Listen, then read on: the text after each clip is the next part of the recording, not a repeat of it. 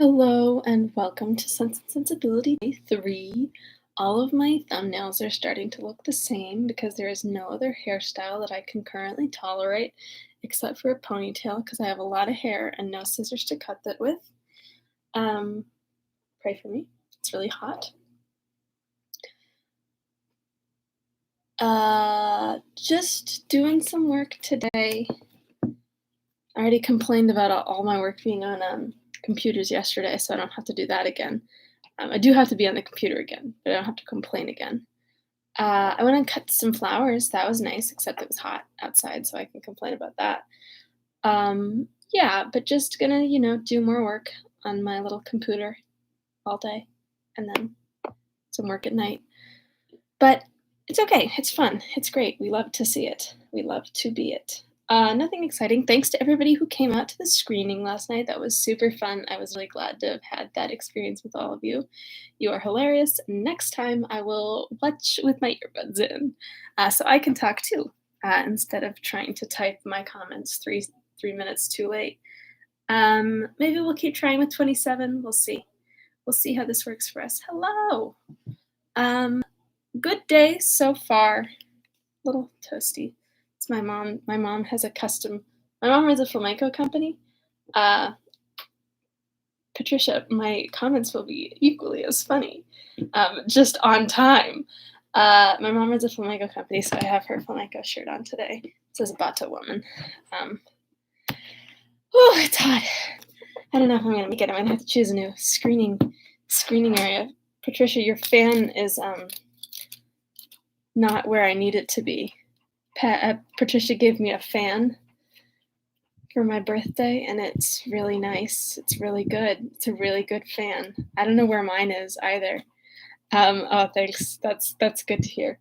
Sorry, I was responding to Patricia in the comments. Okay, let's talk. I hope this isn't screwing up my voice too much, but I can't stop because it's really toasty. Dane likes my abject horror.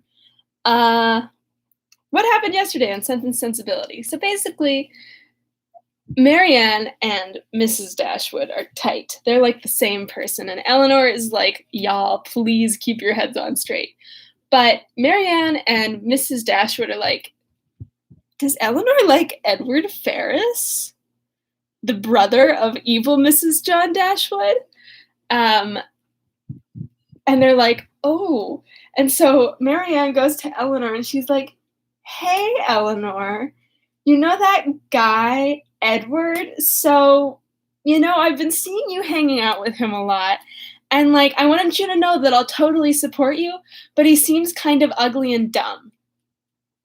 And Eleanor's like, no, I really like him. He is neither ugly nor dumb to me. And Marianne's like, cool. So we're like, I'm like best friends with him. And Mrs. Dashwood is like, we love Edward. What are you talking about? We've never said a bad thing about him ever in our whole lives. And Eleanor's like, okay. And then Mrs. Dashwood, I think evil Mrs. John Dashwood comes to Mrs. Dashwood and is like, you know that Eleanor can't get married with our mom without our mom's consent if he wants any money, and you're never going to get that because your daughter is super poor. And Mrs. Dashwood is like, all right, I've had it. I'm moving. We're moving.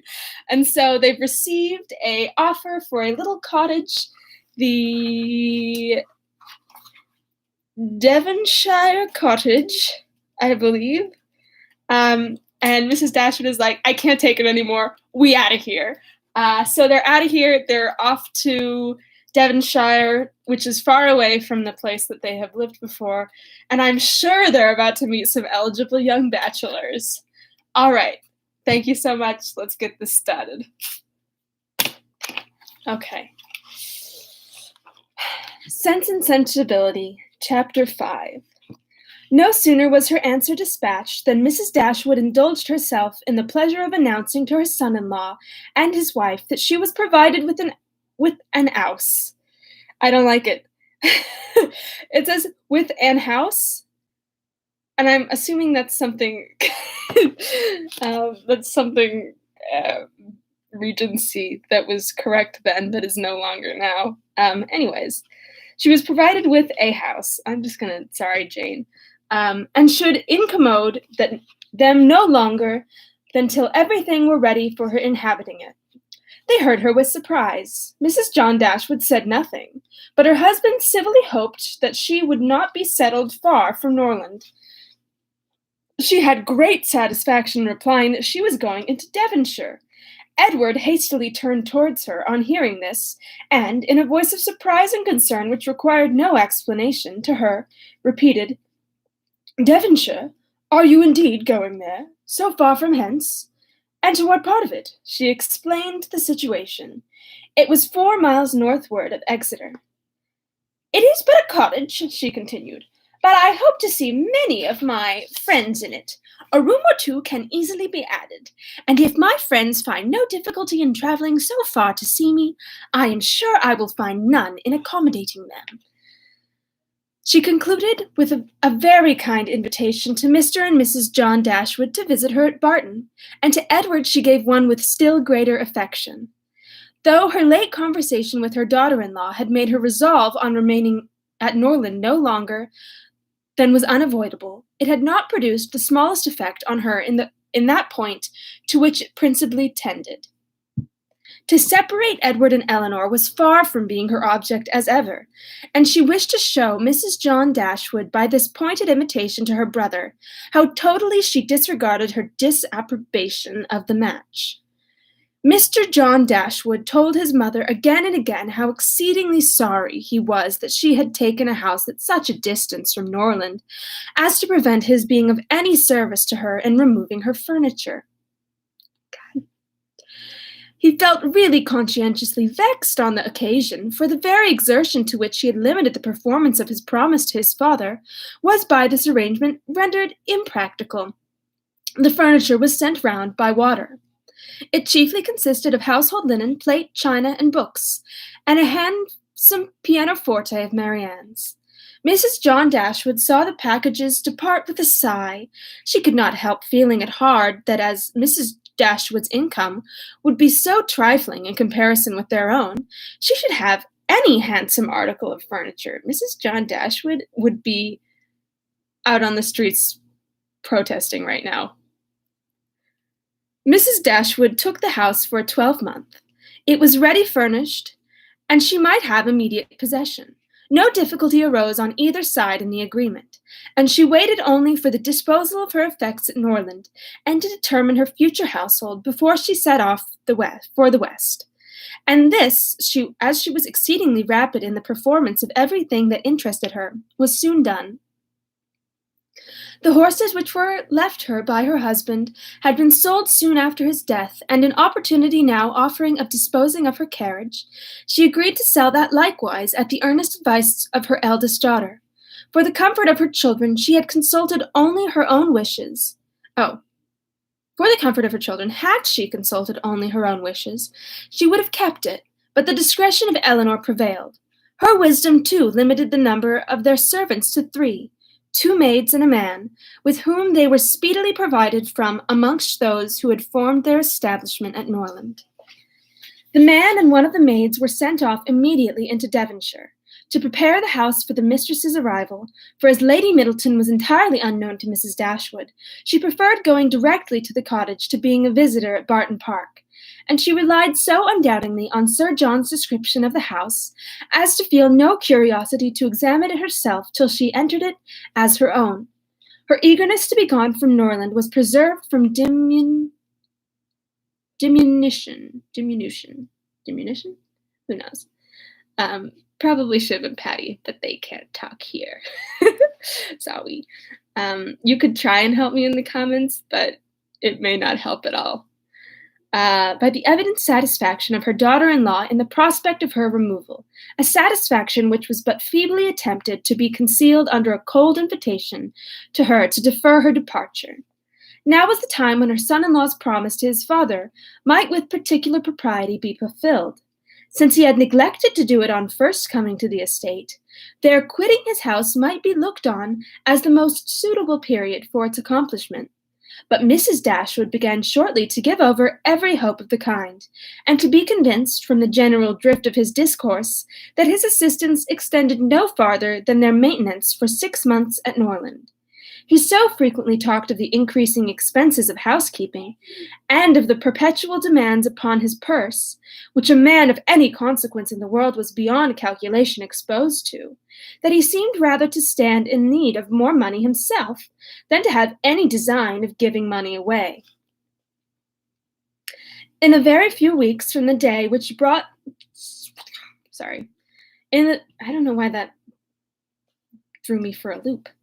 In a very few weeks from the day which brought Sir John Middleton's first letter to Norland, everything was so far settled in their future abode as to enable Mrs. Dashwood and her daughters to begin their journey. Many were the tears shed by them in their last adieus to a place so much beloved. "Dear, dear Norland," said Marianne. I do not love my Marianne voice, but we're stuck with it, as she wandered alone before the house on the last evening of their being there. "When shall I cease to regret you? When learn to feel a home elsewhere? Oh, happy house, could you know what I suffer in now, viewing you from this spot, from whence perhaps I may view you no more? And you, ye well-known trees, but you will continue the same. No leaf will decay because we are removed, nor any branch become motionless, although we can observe you no longer. No, you will continue the same, unconscious of the pleasure or the regret you occasion, and insensible of any change in those who walk under your shade. But who will remain to enjoy you?" Oh, and that's that end of that chapter. Chapter 6. The first part of their journey was performed in too melancholy a disposition to be otherwise than tedious and unpleasant. But as they drew towards the end of it, their interest in the appearance of a country which they were to inhabit overcame their dejection, and the view of Barton Valley as they entered it gave them cheerfulness. It was a pleasant, fertile spot, well wooded and rich in pasture. After winding along it for more than a mile, they reached their own house. A small green court was the whole of its demesne? Who knows? In front, and a neat wicket gate admitted them into it. As a house, Barton Cottage, though small, was comfortable and compact, but as a cottage it was defective, for the building was regular, the roof was tiled, the windows' shutters were not painted green, nor were the walls covered with honeysuckles. A narrow passage led directly through the house into the garden behind. On each side of the entrance was a sitting room, about 16 feet square, and beyond them were the offices and stairs. 4 bedrooms and 2 garrets formed the rest of the house. It had not been built many years, and was in good repair. In comparison of Norland, it was poor and small indeed. But the tears which recollection called forth as they entered the house were soon dried away. They were cheered by the joy of the servants on their arrival, and each for the sake of the others resolved to appear happy. It was very early in September, the season was fine, and from first seeing the place under the advantage of good weather, they received an impression in its favor, which was of material service in recommending it to their lasting approbation. The situation of the house was good. High hills rose immediately behind it, and at no great distance on each side, some of which were open downs, the others cultivated and woody. The village of Barton was chiefly on one of these hills, and formed a pleasant view from the cottage windows. The prospect in front was more extensive. It commanded the whole of the valley, and reached into the country beyond. The hills which surrounded the cottage terminated the valley in that direction. Under another name, in another course, it branched out again between 2 of the steepest of them.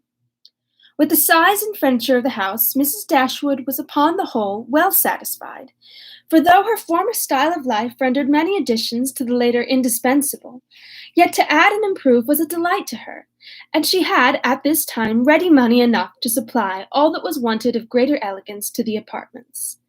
"As for the house itself, to be sure," she said, "it is too small for our family, but we will make ourselves tolerably comfortable for the present, as it is too late in the year for improvements. Perhaps in the spring, if I have plenty of money, I dare say I shall, we may think about building. These parlors are both too small for such parties of our friends as I hope to see often collected here, and I have some thoughts of throwing the passage into one of them, with perhaps a part of the other, and so leave the remainder of that other for an entrance. This, with a new drawing room which may easily be added, and a bedchamber and garret above, will make it a very snug little cottage. I wish the stairs were handsome.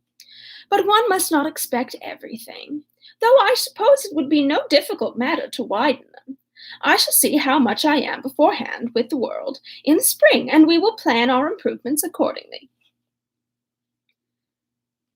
In the meantime, till all these alterations could be made from the savings of an income of 500 a year by a woman who never saved in her life, they were wise enough to be contented with the house as it was, and each of them was busy in arranging their particular concerns, and endeavoring, by placing around them their books and other possessions, to form themselves a home.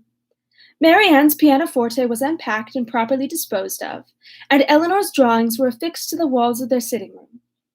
In such employments as these they were interrupted soon after breakfast the next day by the entrance of their landlord, who called to welcome them to Barton, and to offer them every accommodation from his own house and garden, in which theirs might at present be deficient.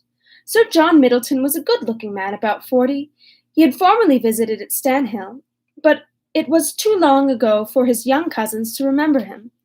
His countenance was thoroughly good-humoured, and his manners were friendly as the style of his letter. Their arrival seemed to afford him real satisfaction, and their comfort to be an object of real solicitude to him.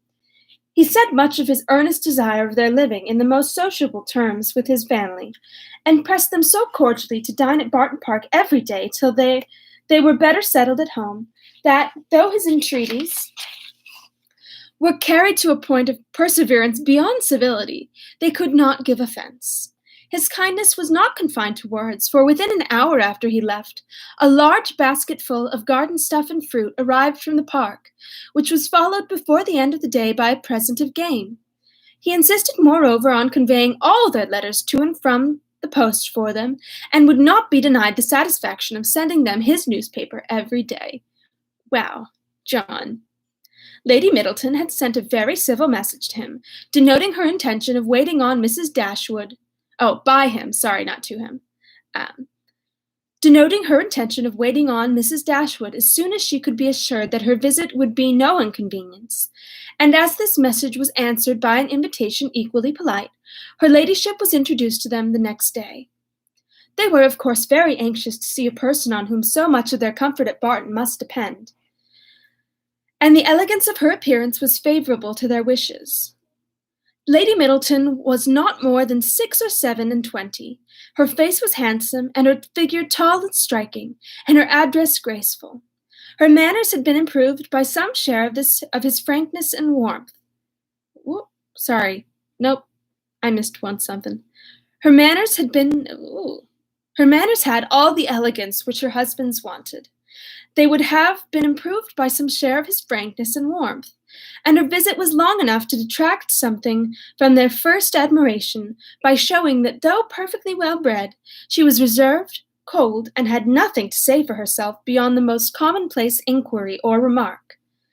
Conversation, however, was not wanted, for Sir John was very chatty, and Lady Middleton had taken the wise precaution of bringing with her their eldest child, a fine little boy about 6 years old, by which means there was one subject always to be recurred to by the ladies in case of extremity, for they had to inquire his name and age, admire his beauty, and ask him questions which his mother answered for him, while he hung about her and held down his head, to the great surprise of her ladyship, who wondered at his being so shy before company as he could make noise enough at home. On every formal visit a child ought to be of the party, by way of provision for discourse. In the present case, it took up to 10 minutes to determine whether the boy were most like his father or mother, and in what particular he resembled either, for of course everybody differed, and everybody was astonished at the opinion of the others. An opportunity was soon to be given to the Dashwoods of debating on the rest of the children, as Sir John would not leave the house without securing As Sir John would not leave the house without securing the promise of dining at the park the next day. All right, that's the end of the chapter Interesting. Much shorter than the past 2 days. But I will keep my promise and just do 2 a day. Um, Wonderful. St- and still very little has occurred. Jane, I want some romance. Jane, spice it up. Uh, that's all I have to say for today. I will see you all tomorrow. Tomorrow is Monday. So I will be on at 3. So I will see you all then. Thank you so much for tuning in. And hopefully I will see you all soon. Goodbye.